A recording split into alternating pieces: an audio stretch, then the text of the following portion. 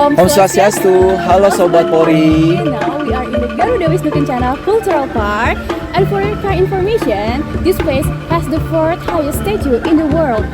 And this place also gonna use for the venue for the gala dinner for delegates for the presidency G20 summit in Bali. Did you know that Garuda Wisnu Kencana is about the Lord Vishnu, the protector of the universe, is riding the Garuda, and the Kencana is crowned by the Lord Vishnu. And then the Garuda is the emblem of Indonesia, that means freedom. So that was information for today. Stay tuned for the next updates and Recover together, recover stronger. Salam presisi.